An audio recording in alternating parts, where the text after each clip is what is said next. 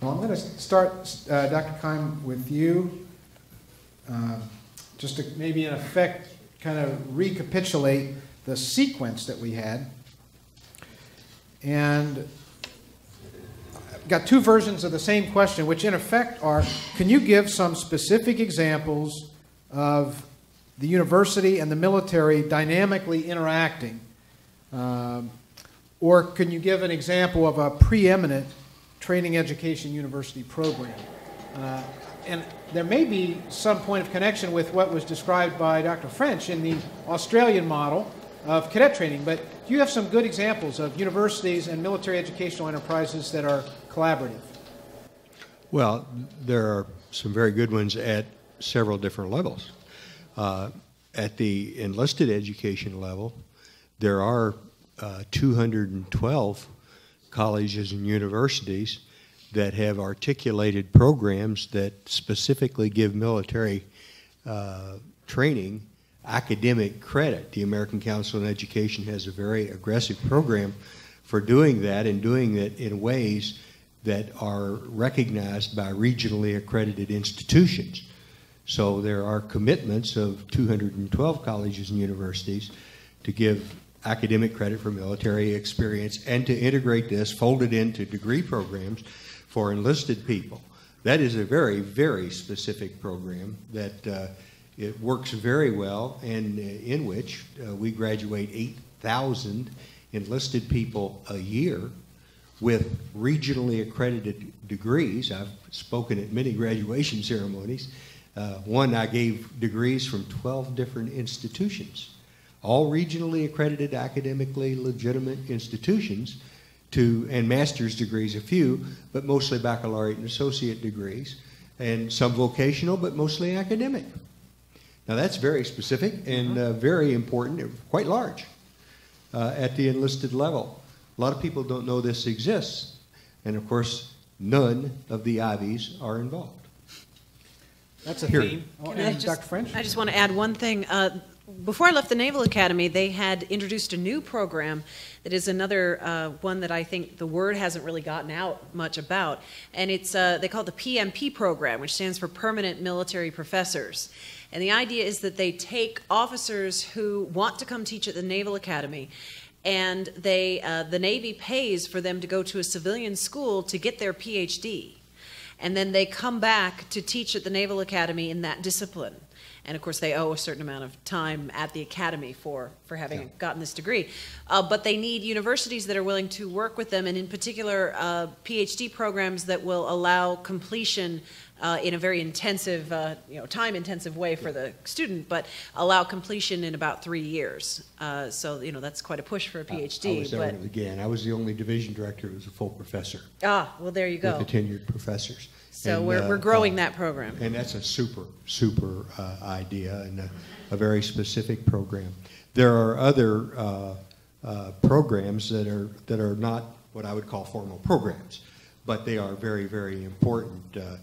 For example, I brought a professor at the National War College when I was associate dean there a quarter of a century ago or more. One of my former professors here at Harvard came to be a professor at the National War College and stayed there on a 2-year program, and then went back. I think he ended up at the University of Maryland, and as a professor went back to the academy, carrying a lot more with him than he had when he came, and he gave an awful lot to our students, as I knew he would. So there are a lot of cases like that work. There are the John F. Kennedy School program here at Harvard, which is the one I entered into in 1968, 40 years ago, was a program where we took 2 or 3 officers every year, and went straight to, at that time all of us went straight into Henry Kissinger's National Security Program. And sure paid off big dividends when I wanted to get old Hank to come back to the National War College to speak. So there are a lot of programs that are not really programs; they just operate that way and been very successful. I don't think that the divorce between the Ivies and the military was ever complete. They're just living separately, And you're advocating for some reconciliation. Yeah, I'd like to see them get back together and be better to the kids. Let's move to the next line of questioning. Dr. French, this is back to you.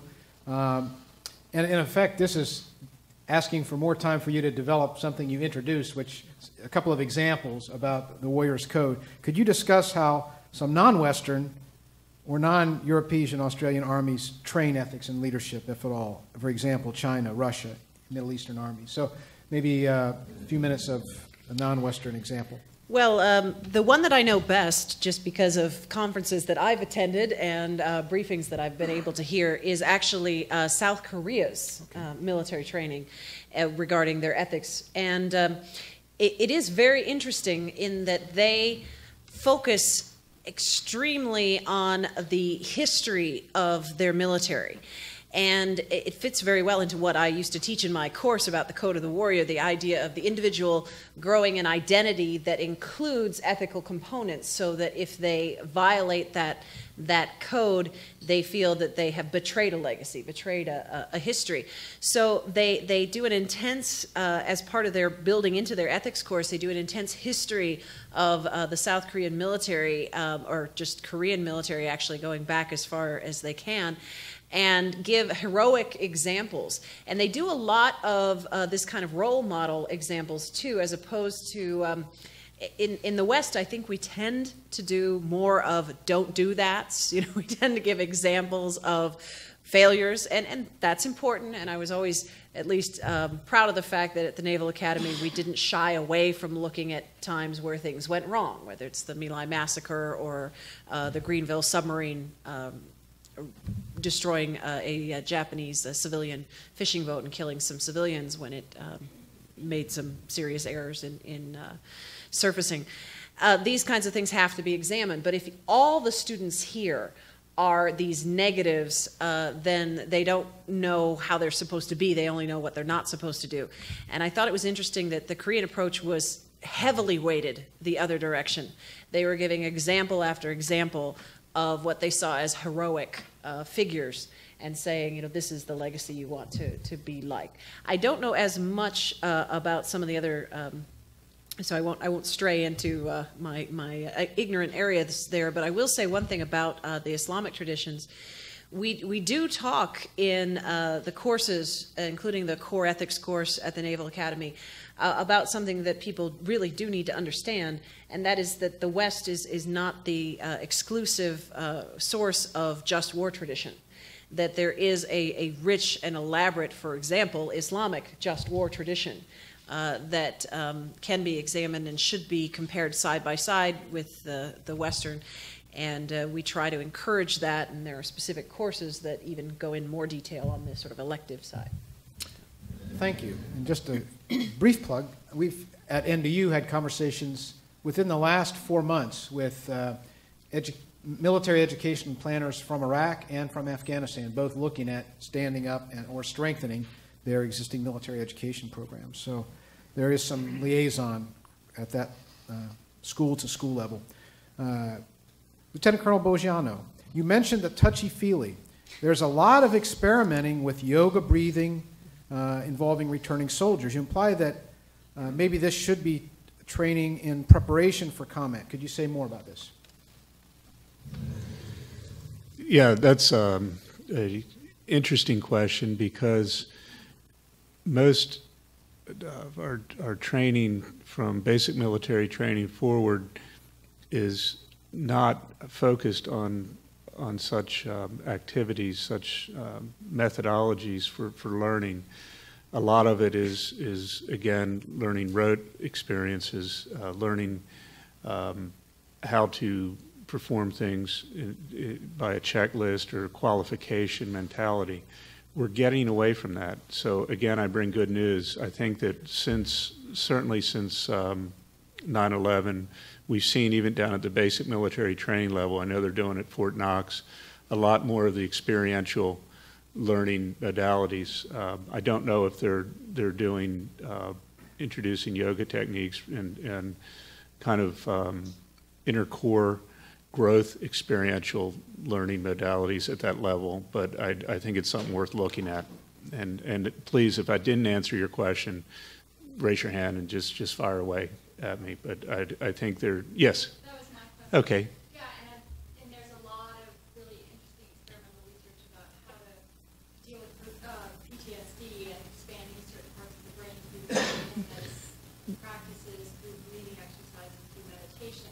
And I'm a religious leader, so I'm really interested in Wow, that's that aspect. But I thought, what would it be to do that training before with soldiers?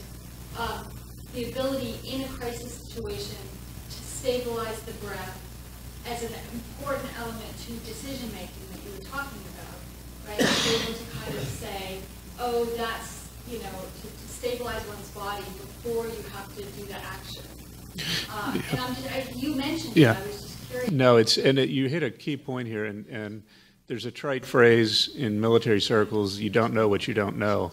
And unfortunately, commanders, trainers, leaders, if they're not exposed to it, they simply won't know any better way to do it. I want to branch off real quickly in response to you, because you hit on another key point, and that is keeping our soldiers, sailors, airmen, and Marine whole spiritually from the beginning of the journey to the post-shooting incident. And real quickly, that if a special agent in the FBI shoots somebody in the line of duty, they're immediately taken away, segregated. They're not questioned for 24 hours at least post-shooting. They're given the opportunity to speak legal counsel, psychologist, psychiatrist if they choose, and a chaplain if they choose. We can learn a lot from that. Too often we're dragging our young folks into a tactical operations center at 2 o'clock in the morning, 30 minutes sometimes post-shooting, and getting sworn statements from them. There's a qualitative and quantitative legal and ethical difference between a shooting that occurs on a patrol, a line of duty shooting, vice a soldier, sailor, airman, or Marine that goes off the reservation and kills and rapes a civilian. And I think we can do a better job in understanding that distinction, and certainly pre-shooting, preparing them with those types of techniques. There's a question over there, Ross.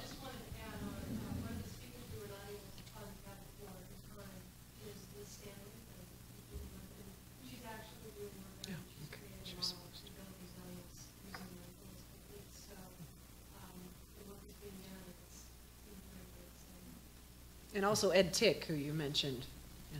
Can I just make one quick comment? We use the expression, you brought it in and then you echoed it, of touchy-feely.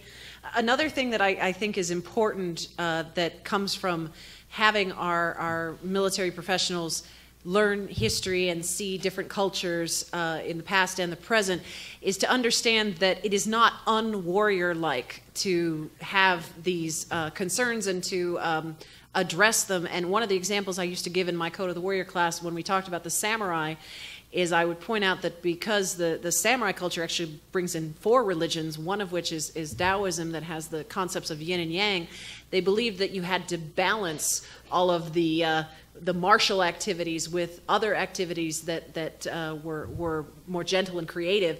And I talked about how, so these great killers on the one hand were also doing origami and watercolor painting and flower arranging.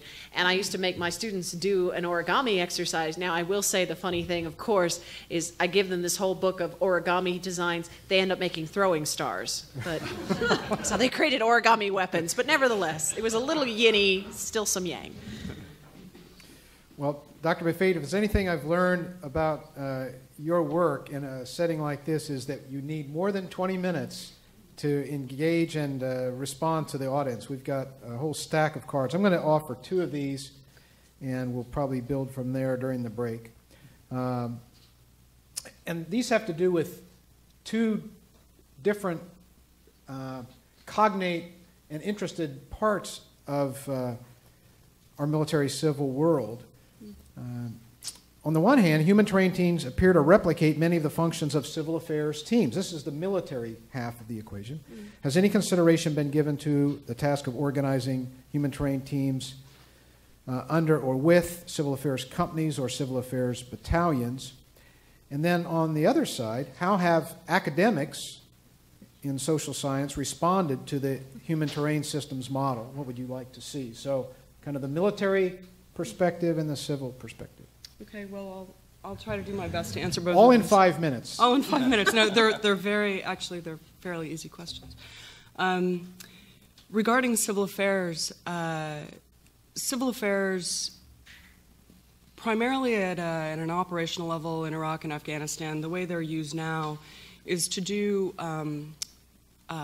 project development and implementation, particularly infrastructure. Some civil affairs units have an interest in the local population, the more touchy-feely part of the local population, that is, how is their society organized, etc. But mostly they're not trained to do this type of work, they're not equipped to do this type of work, and they're not organized to do this type of work. So the human terrain teams fill a gap. They're doing something that civil affairs in practice is not doing. Our relationship specifically with civil affairs is that we mobilize a lot of civil affair reservists as team leaders. So we have a very close personal working relationship with civil affairs, and not just in terms of people that we mobilize on our teams, but also in terms of our technology development. Actually, the MapHT toolkit, which you saw there, has been merged with Civil Affairs Hellcat toolkit. And on a broader, more macro level, the human terrain teams they're an element on the staff that benefits the entire staff. The research and work they do with the local civilian population is meant to increase the ability of all other elements of the staff to do their jobs more effectively. So in practice, human terrain teams, the 26 teams out there in Afghanistan and Iraq right now, work every single day with civil affairs units. And that's all I'll say on that.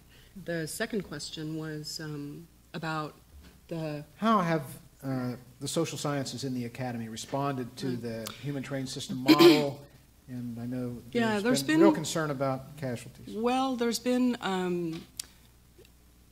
a sort of controversy whipped up, and mostly that controversy has involved the American Anthropological Association. No other academic discipline has had any objection or even any strong comment about the work that we're doing. But there's a very small vocal minority inside the AAA, the American Anthropological Association, that believes that we are an unacceptable, I think is the word they use, use of anthropological expertise. Their objections are primarily three. First, they object to the war itself, specifically the war in Iraq, as on a policy level. And since we are an instrument of national policy, they object to us. The second thing is anthropologists tend to be very concerned because they work closely with individual, what they call informants in a local society. So because of that, because they tend to be qualitative in their focus, because their main methodology is ethnography, and particularly the ethnographic interview, this raises questions for them about the notion of consent. And the issue of consent here is really very simple. In their view, any time somebody in a uniform potentially holding a weapon, or somebody with somebody wearing a uniform holding a weapon engages with a local civilian, consent is impossible. That's their particular view, because they don't believe that you can get away from the problem of coercion in that particular environment. However, anybody in this room who's worked in Afghanistan or worked in Iraq probably understands very well that civilians in those countries have been at war for 30 years. They're very accustomed to seeing weapons. They understand the difference between lethal and non-lethal U.S. military elements. And generally, the problem is not getting these people to consent. It's getting them to stop badgering you because they want to tell you their story. They see you as somebody who's going to potentially offer help. They're very interested in engaging with anyone who they perceive as having the possibility to help them. And then I think the third issue for the anthropologists in particular has to do with their own disciplinary history. Anthropology, in many ways, it was a discipline born out of war, particularly British colonialism. For them, the use by the military of anthropology as a discipline raises questions about their own relationship to power, particularly to military power. It tends to make them feel that they are being, I think we used this word earlier, makes them fear that they are being used. And I think that in general, my particular view is that academics, social scientists in particular, and maybe even anthropologists in particular, have a lot to offer the United States military and to the national security community more broadly. And part of what they have to offer is an objective, unbiased, out-of-the-box viewpoint, including calling into question those institutions themselves. So, in fact, it doesn't bother me at all that they call us into question, I mean, as a program. I think it's a good thing. I think this debate is necessary in the United States. And I think when all the dust settles and people stop yelling at each other from across the room and start actually listening and communicating, that we're going to find that we're actually on the same page of music. Thank you. I think we're very close to time, but and I've got more questions than we have space to answer, but I do want to acknowledge those who asked about the education and training of trained teams, and I was thinking about the chaplaincy too, about how to avoid this idea of identifying friend and foe, using overly simplistic categories of looking at the world around us. There were other questions about military education and anthropology, opportunities for people that wear the uniform to serve as a part of these teams, the relationship of human trained teams to the provincial reconstruction teams. We heard a briefing yesterday about that. So, Raz? So we have some good news, which is because we cut our last 10-minute discussion time we do have 10 minutes anyway. And the further good news is that I think we have a small enough group that we would like to invite you all to have lunch in the Braun Room. So that will cut down on our transportation time for lunch. So I would say, if the questions warrant it, we should go an additional 15 to 20 minutes. Well, all these questions are warranted, and in fact, every one of you submitted these knows who you are. And what I'd like to do to foster more of a sense of dialogue is invite you to ask the questions yourself. So I want to put you on the spot, Colonel. You had at least 2 up here, so I want to get yours, and there was another one right here in the middle. So I think that'll foster a little more engagement as well. Sure. The comment that you made about General Petraeus possibly talking over the head of the civilian leadership really sparked a deeper train of thought. Here at Harvard and some of the fellows and the mid-careers, there's a strong body of movement to try and grow more kinds of Petraeus. There's a lot of discussion of the advanced civil schooling, the fellowships, those kinds of programs as being good to make a decathlon officer. And so the question is, do you see the risk of 10 or 15 years down the road when the military, assuming this initiative comes to some fruition, has a systemic process of growing these wider and more broadly educated officers being better trained to handle the complexities of national security strategy than their civilian leadership that comes through either some out of academia and most out of political realm, and if there's any security implications of that? Wow. That's a profound and disturbing thought. First, let me say that I see absolutely no chance ever of changing the military culture's devotion to the Constitution of the United States and to the division that is required in civil military authority. If anything, the cases of these intellectual, I think, giants who happen to wear uniforms, and forgive me for a personal view here, but their dealings with a clearly inferior political thing has proven that we will go very far in preserving the preeminence of civilian authority in our country. The military, that is very, very fundamental in this country. And I don't see the mere fact that they maybe happen to be temporarily smarter or better informed or whatever you want to say changes any of that whatsoever. That's just too basic to the system. But the question does not assumes all the civilian leadership issues. That's off the table in the context of the question. It's the formulation of policy when you have a systemically better educated and better prepared officer corps versus the civilian leadership. That's really what I'm. well, I don't. I just don't think you can divorce the thoughts very much, because the fact of the matter is that the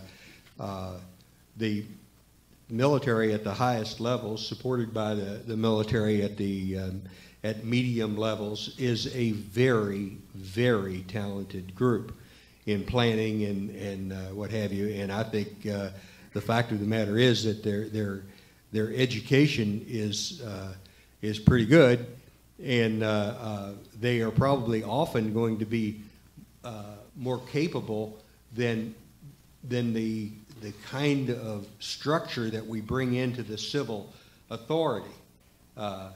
That's probably going to be true. And that's not just because I happen to be a military person. I think I'm probably an academic first, to be honest with you. It's just the way it is. But the fact of the matter is that if you bring in administration, even the most progressive administration in the world, the secretaries of the Navy and the assistant secretaries of the Navy, of all the services, the Secretary of Defense, all the undersecretaries, and all those people at the high decision-making levels, the people who actually put their signatures on the defense plan and send them things over to Congress, and whatever, are going to be people who go in and out of government. That's the way our system works, regardless of political party, or the amount of talent in those political parties or anything else. So they're not going to be as up on the step as a General Petraeus or a Bill Crow, who has been there all along and been involved in the system one tour right after another, and they're probably going to be pretty capable. So I think we have a plenty of history under our belt of operating this kind of a civil military system, not to have to worry about the education of the officer score on that level. I hope I'm getting close to addressing what you're talking about. All right. Please identify yourself. Hello? There we go. Sean Wilkes. I'm with Advocates for ROTC. Dr. McFate, there are a number of small but not insignificant number of junior officers that come into the military with advanced degrees in social sciences and that sort of thing, anthropology. So I'm wondering what kind of opportunities might be for them on HTTs, and might there be other opportunities for other officers to get advanced degree and training in the social sciences more so than exists now? Thanks very much for the question. Right now, we're not a program of record. We're still technically an experiment, so we're not authorized to draw from the regular Army forces. We can only draw from the reserves. And actually, I had a call yesterday from a lieutenant colonel in Iraq who somehow got my phone number, and he said, I'm a civil affairs trained guy. I have a PhD in anthropology. In my civilian job, I'm a professor. I was like, come on down. Send me your resume. You're perfect. So we do look for exactly those kind of people with those kind of backgrounds and those kind of experiences and degrees. I guess for me, one of the big issues in helping to create a program like this and doing it in the context of a war is to think about what the United States needs long-term in terms of its educated personnel and how exactly they need to be educated. Because right now, the personnel system doesn't allow people the time really to complete those PhDs. And if you do complete a PhD as part of your regular active duty assignments, you tend to get tracked into doing something like teaching at West Point, or another academy, which is a great and fabulous thing. But I think it's not just the academies that need men and women with those kinds of experiences and those kinds of training and that kind of education, it's the entire force. The entire force benefits. And so I think in that sense, it's something that needs to be rethought within the Army, in particular within the Army's personnel system, to enable people to obtain that kind of education. It benefits the whole institution. Specifically, let us know who you are, too, please. This is Mickey Siegel, also from Advocates for ROTC. We've had some discussions with some of the ROTC leaders about what kinds of things should be suggested electives for ROTC programs. Some of the ideas that have come up have been things like game theory. Obviously, some of this anthropology stuff would be another good thing. Is there any mechanism by which one could come up with some suggestions that could be brought at relatively high levels to the ROTC commands to suggest some of these and sort of make use of the ROTC program to bring in these expertise at a very broad level? I certainly saw Lieutenant Colonel Stark Maybe somebody else stirring can there, answer and he's a that. professor of military science at Princeton. I run ROTC at Princeton, and I think it would be, I think everybody can do it. Well, they're recording it. So I run the ROTC at Princeton. I think it would be wonderful if the Ivy Leagues would take an interest in this and help develop the Cadet Command curriculum. I'm trying to spur that. I tried to get accreditation for ROTC courses at Princeton, and they won't even talk to me about it. I'm not allowed to meet with the provost about this. This is the kind of problem that I came here hoping we would talk about those issues. What can we do to open this discussion, not just amongst people in this room that are interested in it, but among the people who can decide and do these kind of things. The Ivy League could do the country a great service with some kind of curriculum development to include those kind of things. There is a movement, or at least an underground, I don't want to call it a secret society, but there's a few people with PhDs that are talking about this. One of them happens to work at Cadet Command, and he is responsible for managing the ROTC curriculum. The curriculum right now is woefully below where it should be for doing counterinsurgency. It has been piecemealed. It was a Vietnam curriculum that they continually just add, oh, we need to do this, we need to do that, we need to add this, we need to add this. And now it is so much to teach. When I'm trying to teach, and it's my first year doing it, I teach the seniors. It is so much to teach on the administrative side. I'm teaching a supply system, I'm teaching counterinsurgency, I'm teaching so many things, and I only have 4 hours a week to do it. It's impossible. The curriculum needs to be totally revamped. Someone from the Ivy League would definitely get the attention of Cadet Command. There's a 2-star general named Arthur Bartell. He's brand new, a field artillery officer. He's very smart. He's looking at how we can change the curriculum, but the military thinking about it by themselves. I have a PhD in history. I've written a white paper, given it to Cadet Command. This individual up at Cadet Command, his name is Art Cullum. He has ideas on how to change the curriculum, but no one can agree what needs to be in there. It needs to be a serious discussion, and the Ivy Leagues would be very welcome to participate, I believe, but they probably would have to pay the price of allowing ROTC to be open on campus. There are 17 participants in ROTC. There are 17 cadets from Harvard that go to the MIT battalion and get their training.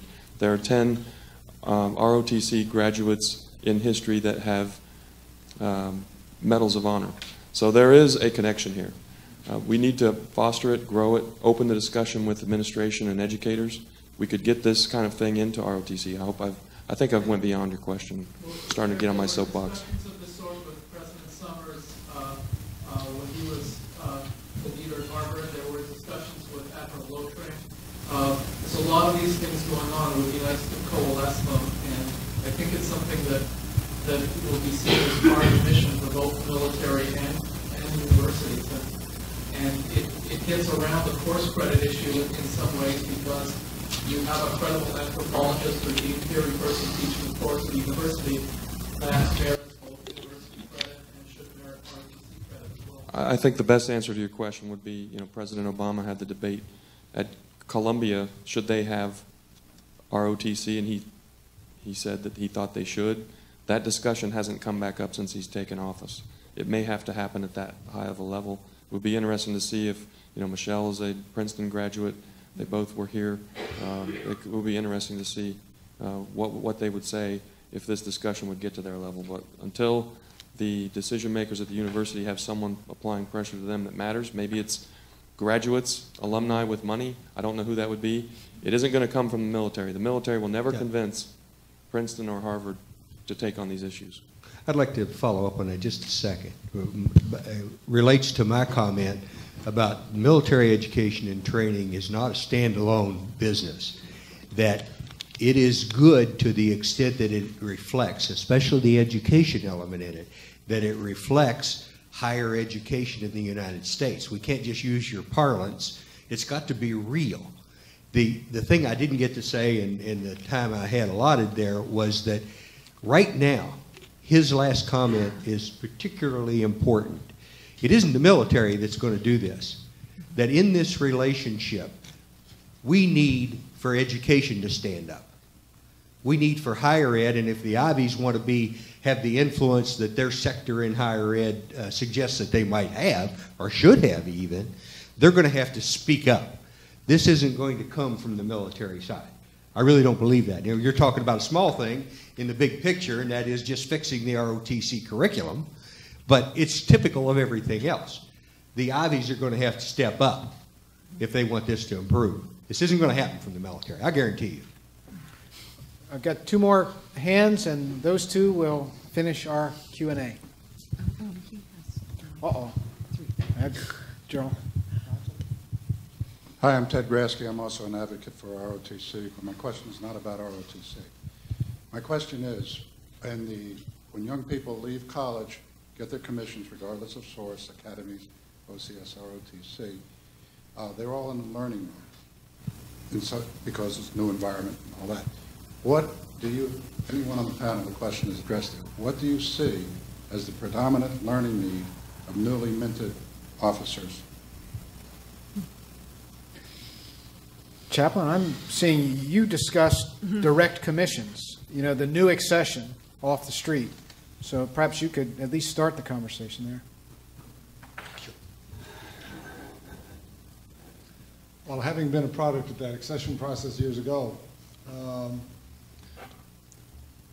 in order for a brand new direct accession type officer to be functional and effective, they have to know what the culture is. There's two words we talk about. One is socialization and the other is inculturalization. And they're both important because getting to know and be able to work within the culture and network with your fellow officers is critical to actually getting anything done. If you ignore either one of them, you're dead. You don't have anywhere to start with. I would think that ROTC would give at least a leg up, and especially from what I've seen in terms of being out in the fleet with the midshipmen that come out from ROTC programs and that, and they do get a sense of what the culture, but I think it's when they make that step beyond that into the deep end of the pool, so to speak, and they get that immersion experience, and they take that on board, that they really begin to understand what they've gotten into. All the other things like these summer events that they go to are more teases, I think. What they get through the rest of the year helps to develop that a bit, but it's nothing like being 24/7 there to have a real feel for what the process is and how you do what you need to do.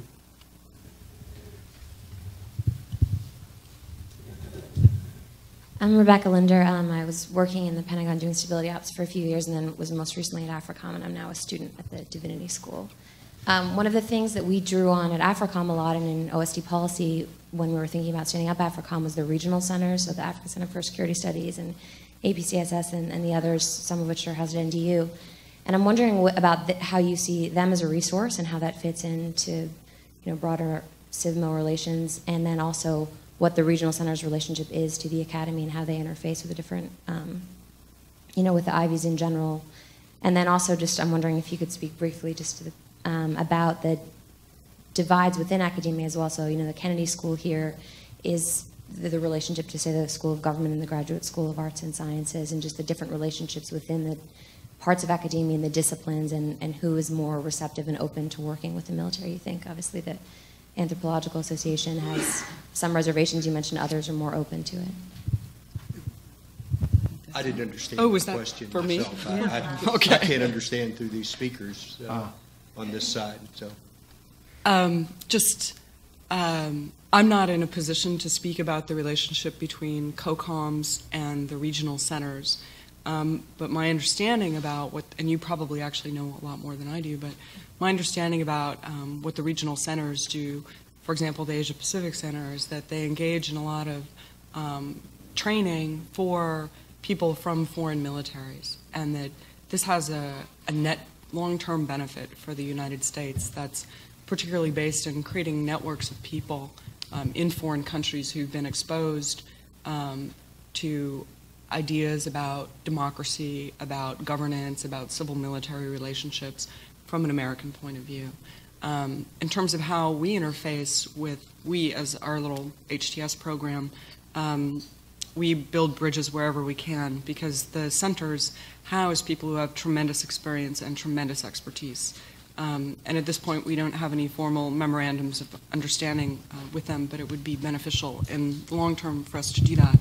In terms of the interesting divides within academic communities, I mean, I went to the law school here at Harvard, and there was always debate every year about having whether or not the JAGs would be allowed to come on to the Harvard Law School campus and do their recruiting. And it was all around at that time, which I'm completely dating myself, but it was about the don't ask, don't tell policy. That was the sticking point. And that's something, I'm not sure if you talked about this yesterday, but I think that a lot of the tension between the military and particularly Ivy League educational institutions centers around that particular issue, which is perceived as a civil liberties issue. And I think until that gets addressed and it gets mediated in some way where both parties come out with an understanding or an agreement about what the terms of reference are, that they're going to continually there's always going to be contention. Dr. Kime?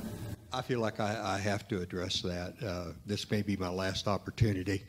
And I think that it is absolutely right on the topic of this conference. Reconciliation between the Ivy League, higher ed really, but we're talking the Ivy League here, and the military. First place, I think don't ask, don't tell is a canard and is really fairly thin cover for some attitudes in higher ed and in the Ivy League particularly, that they just don't want to deal with these bad people. That's the way it is. Now, I'd like to say something about that problem and about that divide, because they're not entirely wrong. It all gets back to the American way of war. What is war in Americans' history? What is the American way of war? The American way of war is you offend us and our democracy, and we go in and we smash you, and then we leave. It isn't about staying in some country and trying to figure out how they should live for the rest of time. That's all nonsense. You don't make up wars. You don't go in and just do stuff. You don't bomb the Danube bridges because Madeleine Albright happens to think that we have these military people and so we ought to be using them, which is what she said.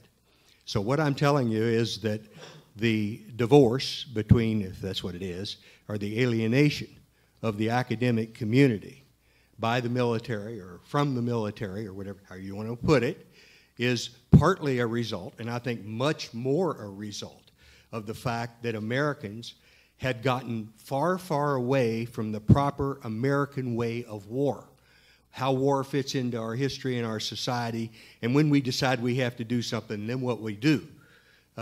We got away from the American way of war after World War II. And that's the reason why we had this discussion yesterday about the Harvard kid that got out and finished even a graduate degree said, well, I got to go join the Navy and do my part.